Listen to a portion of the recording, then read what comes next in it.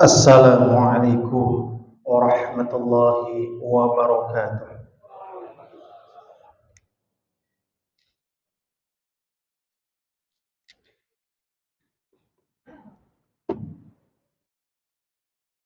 Innal hamdalillah nahmaduhu wa nasta'inuhu wa nastaghfiruh wa na'udzu billahi min shururi anfusina wa min sayyiati a'malina.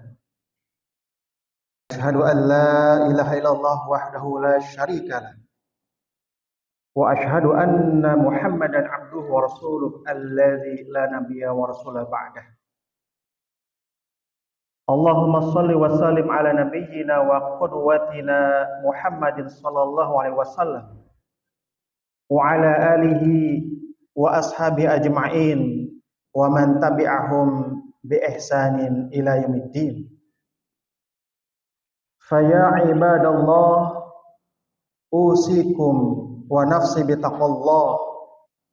Ittaqullah faqad faza muttaqun. Faqala Allah Ta'ala fil Qur'anil Karim.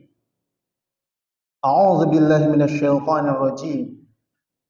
Ya ayyuhalladzina amanu taqullaha haqqa tuqatih wa la tamutunna illa wa antum muslimun. Shadaqallahul azim. Ikhwatu iman, jamaah Jum'ah rahimakumullah. Bersyukur kepada Allah seraya senantiasa memuji kepada Allah atas limpahan rahmat dan karunia yang masih Allah berikan kepada kita, terutama nikmat iman dan nikmat Islam, dan juga nikmat yang sangat penting yaitu nikmat kesehatan dan kesempatan. Sehingga dengan izin Allah di siang hari ini, di sela-sela kesibukan aktivitas kita dapat melangkahkan kaki menuju rumah Allah, memenuhi panggilan Allah, melaksanakan perintah Allah, melaksanakan ibadah salat Jum'ah berjamaah. Salawat serta salam semoga senantiasa terlimpah curah kepada suri tauladan, manusia pilihan yang Allah utus sebagai rahmat bagi seluruh alam, Nabi Muhammad sallallahu alaihi wasallam. Tidak lupa kepada keluarganya, para sahabatnya, tabi'in dan tabi'innya, dan para pengikutnya, dan mudah-mudahan kita termasuk di dalamnya yang senantiasa istiqomah mengikuti kebaikan hingga akhir zaman. Ikhwatu iman, jamaah Jum'ah rahimakumullah. Mengawali khutbah ini, seperti biasanya khatib mengajak dan berwasiat, khususnya untuk khatib pribadi, umumnya untuk jamaah sekalian. Marilah kita senantiasa berusaha menjadi orang-orang yang bertakwa dengan sebenar-benarnya takwa, dengan cara melaksanakan perintah-perintah Allah dan menjauhi larangan-larangannya. Dan marilah kita senantiasa menjaga nilai-nilai dan ajaran Islam dimanapun kita berada. Dan jangan sekali-kali kita meninggal kecuali dalam keadaan Islam. Ikhwatu iman, jamaah Jum'ah rahimakumullah. Di kesempatan Jum'ah yang mulia ini, khatib ingin menyampaikan sebuah pesan mulia dari manusia mulia Nabi Muhammad sallallahu alaihi wasallam.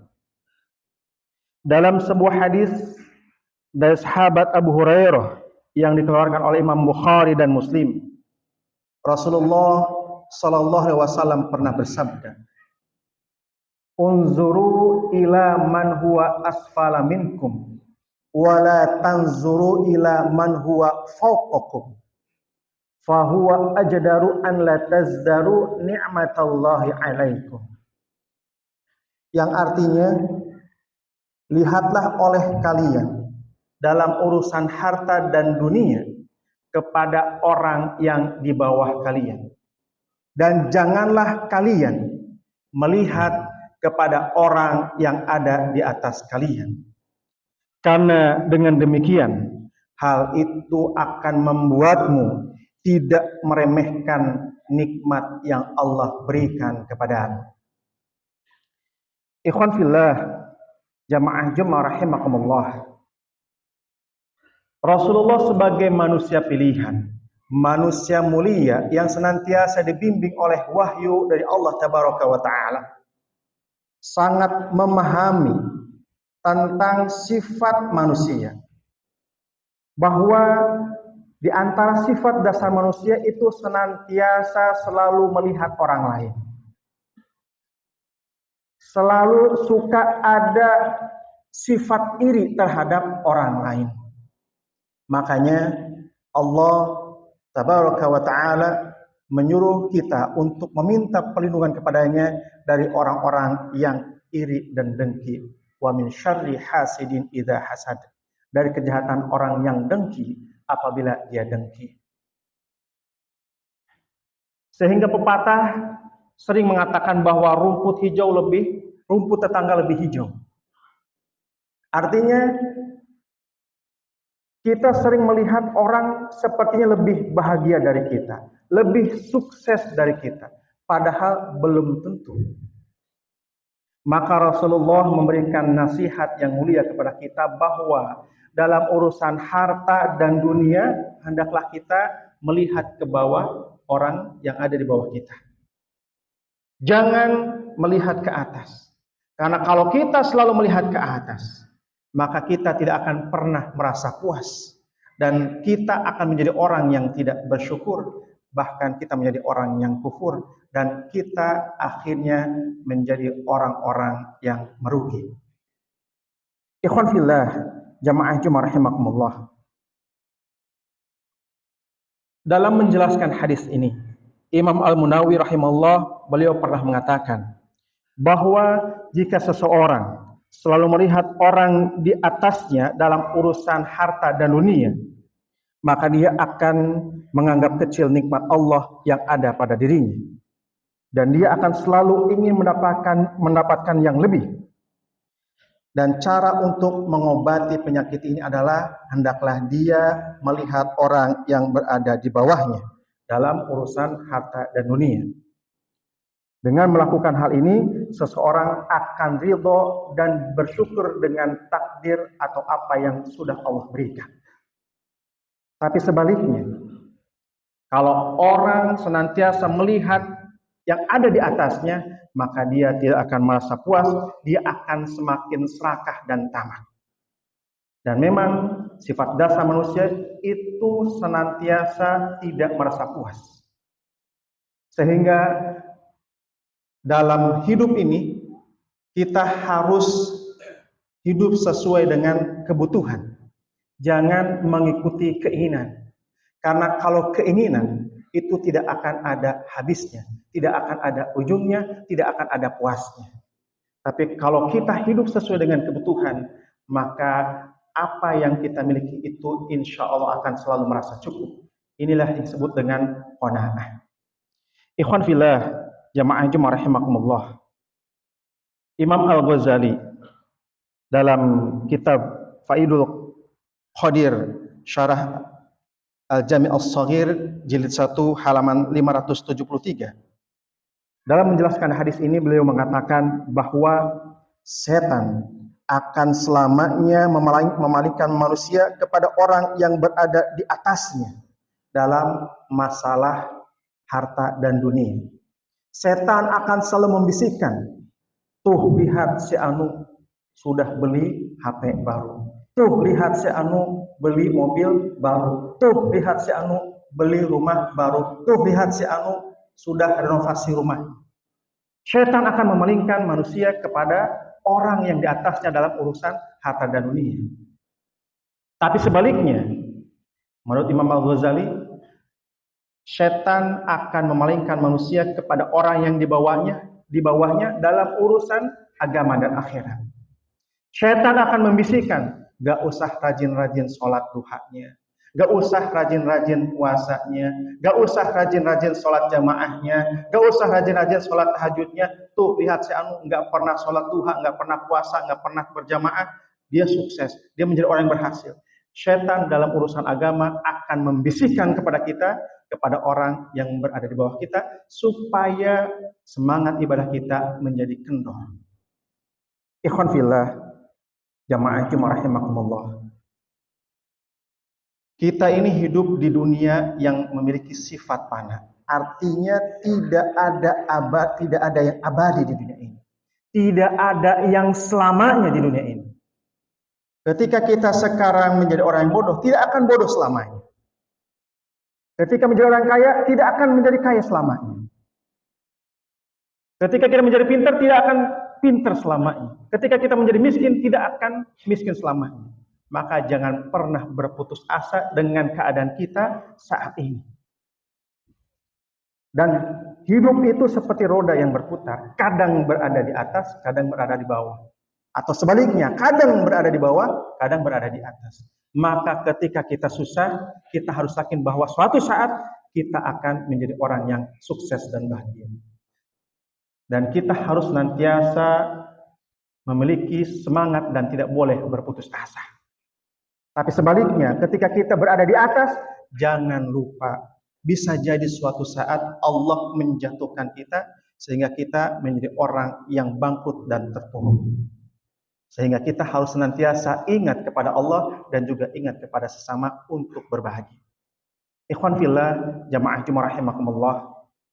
Dan bagi seorang muslim, semua perkara dalam kehidupannya itu adalah baik. Baik ketika dia senang ataupun ketika dia susah. Semua keadaan baik bagi seorang mukmin. Dan ini ditegaskan dalam hadis Rasulullah sallallahu alaihi wasallam dari sahabat Suhaib bin Sinan radhiyallahu an, bahwa dia pernah berkata bahwa Rasulullah sallallahu alaihi wasallam pernah bersabda, "Ajaban li amril mukmin." Sungguh menakjubkan urusan orang mukmin itu. Inna amrahu kullahu khair. Karena sesungguhnya semua urusannya, semua perkaranya itu baik. Walaysa dzalika li ahadin illa lil mu'min. Dan hal ini tidak akan bisa dialami, dirasakan oleh orang lain kecuali oleh orang mukmin. Kenapa demikian? Rasulullah melanjutkan, in asabathu sarra'u syakara fakana khairal lahu. Wa in asabathu darra'u sabara fakana khairul lahu. Kalau dia ditimpa kesenangan, dia bersyukur dan itu baik baginya. Dan apabila dia ditimpa kesusahan, dia bersabar dan itu baik baginya. Jadi dari hadis ini, kunci hidup bahagia itu sebenarnya hanya dua. Syukur dan sabar.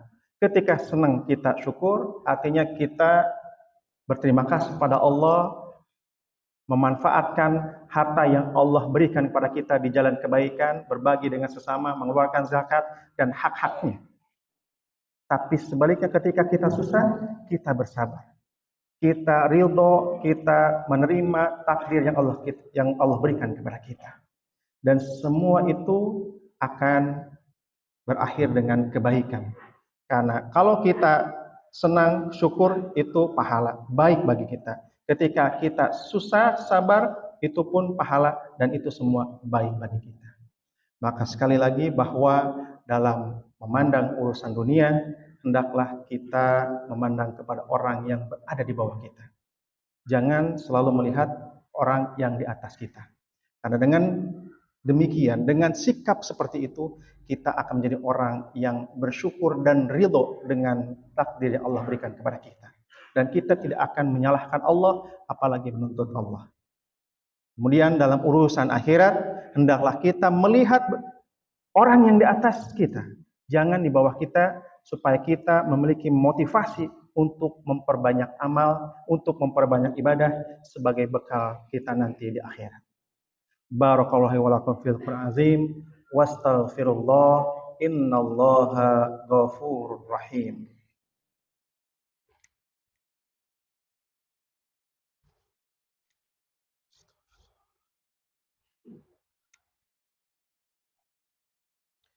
Bismillahirrahmanirrahim. Alhamdulillahirabbil alamin. Wassalatu wassalamu ala asyrafil anbiya'i wal mursalin wa ala alihi wa ashabi ajmain, amma ba'd. Usikum wa nafsi bitaqwallah, ittaqullaha haqqa tuqatih wa la tamutunna illa wa antum muslimun. Ikhwan fillah, jamaah Jumat rahimakumullah. Satu hal yang dicari oleh setiap orang adalah satu kata, yaitu kebahagiaan. Maka Rasulullah SAW sudah memberikan kunci dan rumus untuk bisa hidup bahagia. Dalam urusan dunia, hendaklah kita melihat kepada orang yang di bawah kita, jangan selalu melihat kepada orang di atas kita, maka kita akan menjadi orang yang bahagia. Merasa cukup dengan apa yang ada, apa yang kita miliki. Dan dalam urusan akhirat, hendaklah kita melihat kepada orang yang di atas kita, jangan melihat ke bawah kita, sehingga kita akan senantiasa termotivasi untuk meningkatkan amal ibadah kita. Dan kunci yang senantiasa dipegang oleh setiap mukmin dalam menghadapi masalah dalam kehidupan hanya dua, yaitu syukur dan sabar. Ketika senang, syukur itu menjadi pahala dan itu kebaikan baginya. Dan ketika dia susah, dia sabar, maka itu akan menjadi pahala baginya dan itu juga akan menjadi kebaikan baginya. Demikianlah khutbah yang Rapat Khatib sampaikan. Mudah-mudahan kita dijadikan orang-orang yang senantiasa bersyukur kepada Allah, bersikap qanaah, dan kita menjadi orang-orang yang bisa meraih kebahagiaan di dunia dan akhirat.